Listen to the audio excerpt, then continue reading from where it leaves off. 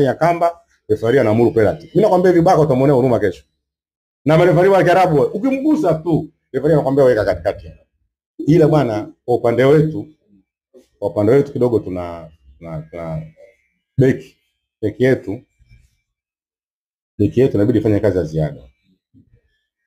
Kwa mtu kama Pacome, kumzuia Pacome ndani ya dakika 90. Nao tufanye shughuli ya ziada. Akiamka vizuri lakini. Wewe bwana akiamka vizuri shughuli nyingine. Tudanganyane. Kwa sababu yule anaweza kukusanya watu wawili watatu. Sasa huyu jamaa ambaye anatoa maboko kesho, na mimi natoa tahadhari. Huyu jamaa anatoa maboko kesho, sio Simba kutoa maboko. Nani huyo? Cameroon.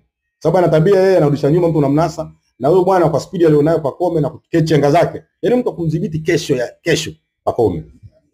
Ukimdhibiti yule Yanga kwa heri. Sababu yule ndo ana madhara makubwa. Yule anaweza kuingia mpaka kwenye box. Na Waarabu wale ukimgusa tu ndani ya box na anatoa penalty au foul.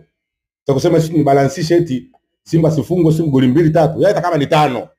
Waarabu jinsi walivyo. Kwa hiyo kesho ni tahadhari namba 1. Pili, kipa wa Simba mbwembwe zake aache kesho. Kesho ni mechi ya kuamua ubingwa. Akileta mbwembwe kwa forward ya Yanga tena ni madhara. Sio ndio mpaka hapo. Mtu kama Nzizi anakuingiza ujue kambani. Kwa hiyo kesho inachotakiwa cha msingi Simba, kipa wa Simba siweke makeke yale kucheza mpira kwa vipasi vyake vile. Akiunasa wale ujue goli. Na uwanjani hata toka ujue. Itakuwa ni shughuli nyingine ujue. Kesho kumbuka, kesho vitu ni viwili. Ubingwa na nini? Na kufungwa mtu. Na Yanga anataka atimize kwamba nimemfunga Simba mara ngapi? Mara 5. Na anataka atimize nimecheza nimefunga mara 5 na chukua ubingwa mara 4. Sio leo mpaka hapo. Kwa hiyo Yanga nao wana mbinu zao. Na usimdharau yule kocha wao yule nani? Ni kocha naye ni Marawi. Umeona? Kwa hiyo kesho ndio ataingia kivingine. Kwa hiyo sisi kesho nyao tutakuwa mwalimu aikabie Yanga juu, sio chini, aikabie juu. Na kumzuia yule jamaa yule Mganda yule. Aucho. Na kezana yule wamgonge sana yule. Kagoma kesho ndio afanye kazi ya kumgonga sana yule. Ikiwezekana kumzike kabla. Kwa sababu yule ana uwezo kuhamisha pasi na Pacome akampeka mzinzi karudi tena ujue. Hapa akitanguliza. Sio spidi zao wao wanatofanya. Ile ndio frame na mfalme mgonjwa. Sasa ni kweli nayo au ni mzima? Mimi nimekueleza huku na huku wewe. Ile ishi ilivyo. Kwamba yule Aucho ana tabia anapiga ndefu. Kwa nani? Kwa Pacome. Pacome anachukua watu wawili anarudisha katikati. Alafu ile anamtanguliza kimbia. Ndio bibira hao wale. Tofauti na sisi. Sisi tunataka tuingie nao mpaka kwenye box. Ukiwa kwenye box kumgusa mtu ni penalty. Ndio maana Simba analalamika sana, sisi tunaonewa penalty nyingi. Tofauti uchezaji wa Yanga na Simba. Kwa hiyo kesho tutaenda kuona show nzuri. Mwenye uwezo kesho atafanyaje?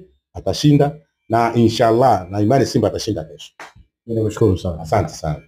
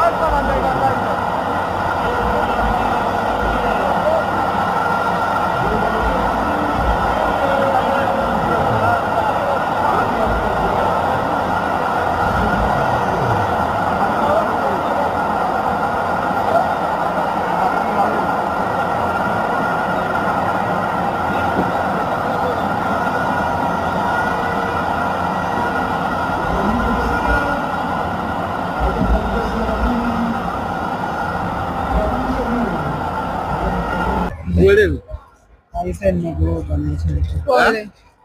Pole, kila la heri. Pole sana.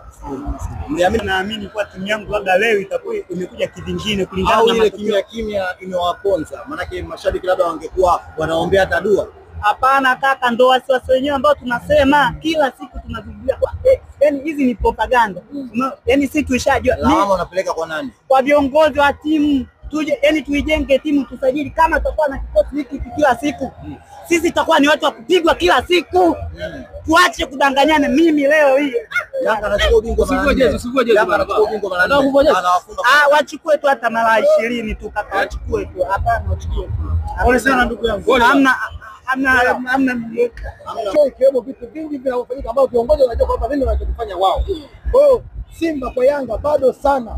Viongozi waendelee kutumika Simba tango pori, watosi kama mapunguani fresh tukubali. Aziz Ki hayupo lakini bado mmepelekwa moto ule. Yanga bado ni wa moto mama yangu, mimi nakwambia Yanga bado ni wa moto, wataendelea kutuumiza. Wewe usikira da.